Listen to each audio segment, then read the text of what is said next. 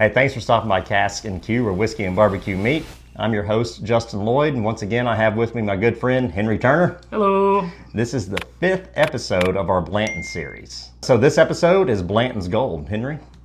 So Blanton's Gold is 103 proof, and it just as of last year was released to the American market. Previous to that, it was only an international release because, as we've discussed before, the international market did support the bourbon industry when they went through their lull in the 1980s. So this is one that I did have a friend help procure for me in the whiskey community, which again, Central Arkansas Bourbon and Banter, and all of Central Arkansas has an amazing whiskey community. So with that being said, I was able to get this bottle, and we are going to taste it and enjoy it today. But this is one that was a American release. That's awesome. Let's go ahead and give it a pour.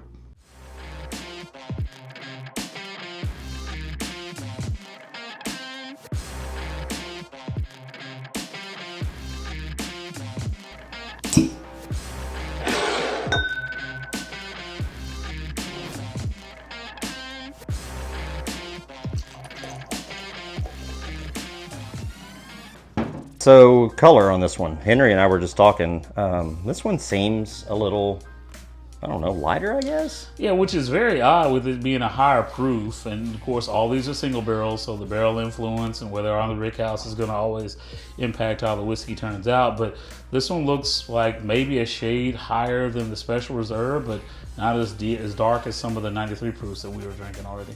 Yeah, you know, I would almost say it's just almost like a, I don't know, darker honey color.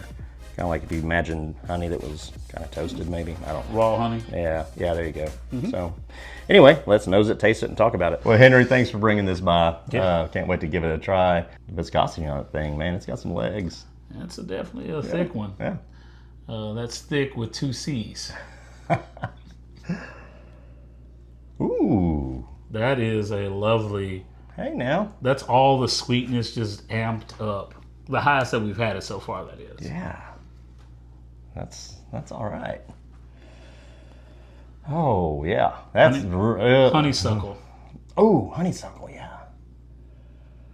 Kind of outdoorsy, super sweet. Baked bread, like bread when it's baking. I don't get any of that fresh rickhouse off of this one at all. It's all just the delightful, delicious, sweet notes that you love off of bourbon. Sugar cookies. Yep. Vanilla is not as pronounced as it was on the last episode. To me, anyway. It's there. Cinnamon, but not.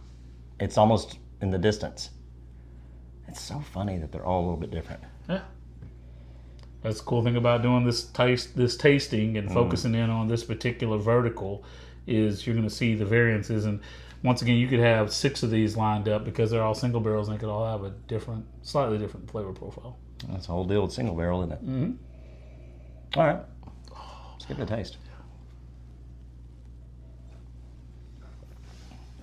That's the honey that I put on top of my bagel. That's just raw honey that I put on top of my bagel. I get it toasted. I mean, it's like toast and butter, cinnamon, and sugar on a toasted bagel. Yeah. And then maybe, you know how some people put some pepper on their bagel to kind of cut the sweet down? Or I've seen that. I haven't done it, but that's what I would imagine it tastes like.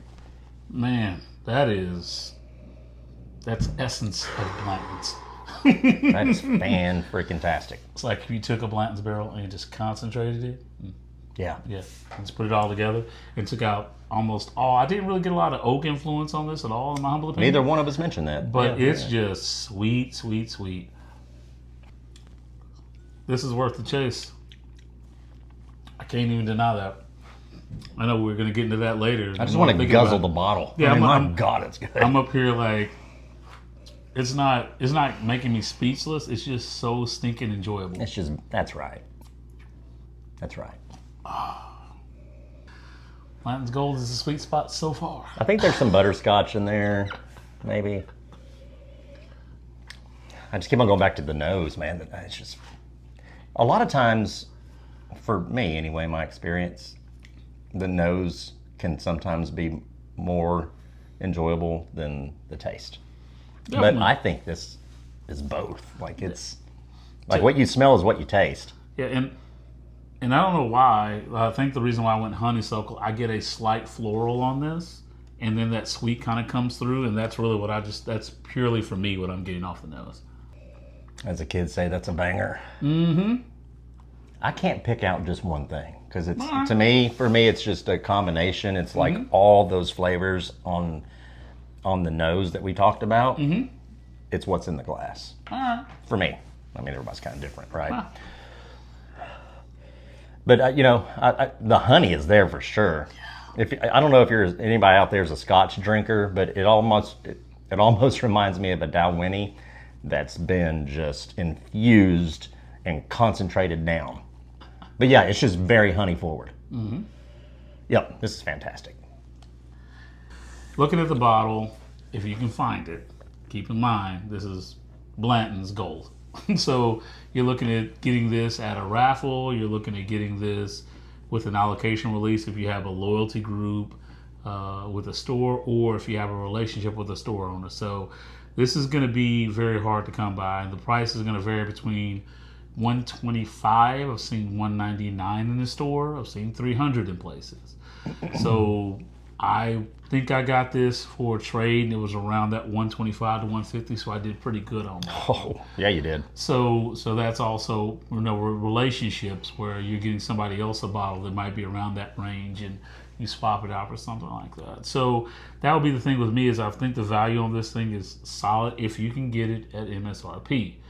But if you're paying secondary, honestly, I'd pay up for this thing if you haven't had one before.